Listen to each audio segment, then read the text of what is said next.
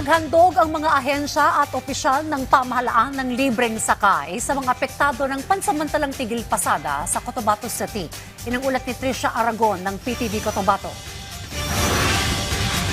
Kanya-kanyang diskarte ang mga opisyal ng lungsod at mga ahensya ng gobyerno sa BARM sa paghahandog ng mga libreng sakay sa gitna ng 3 araw na tigil pasada na ipinapatupad ng Notre Dame Village Operators Transport Cooperative. Nandyan ang libreng sakay sa pamamagitan ng BARM Ready Coaster, handog ni Abdul Rauf Makakwa, Chief Minister ng BARM, bilang tulong sa ating mga commuter at para mapagaan ang kanilang biyahe. Libreng sakay ni Congresswoman Bay Dimple Mastura para sa mga apektado ng transport strike sa Cotabato City. At iba't iba pang mga association at opisyales ang nagtulong-tulong at nag-alay ng libreng sakay upang matulungan ang mga commuters kasabay ng transport strike sa lungsod at para na rin sa mga estudyante na apektado ng nasabing crisis. Ngayong araw, formal nang nagtapos ang 3 araw na transport holiday sa Cotabato City. Ayon kay Chairperson Gaddafi Makapendeg, pinahihintulutan ng muling bumiyahe ang mga driver simula alas 7 ng gabi kasabay ng pagbabalik pasada ng lahat ng miyembro ng kooperatiba upang may balik ang formal na serbisyo ng transportasyon sa lungsod.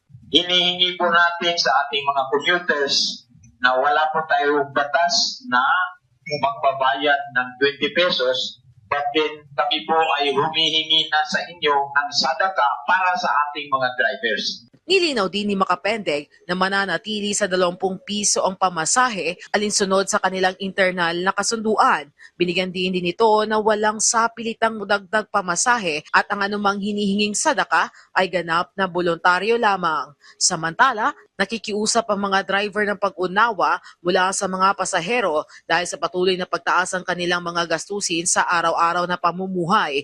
Dagdag pa ni Makapendeg, bukas ang kooperatiba sa posibleng pag-uusap para sa posibleng pag-aayos ng pamasahe sakaling hindi na sapat ang kita ng mga driver. Kung ipataas nila ang gasolina, humingi kami ng tulong sa dagdagan ng pamasada namin. Sana ipataas nila din yung mga pamasahe namin para patas din yung nagabiyahe kami araw-araw. Sa lansangan, talaga pong napakahirap po para sa amin.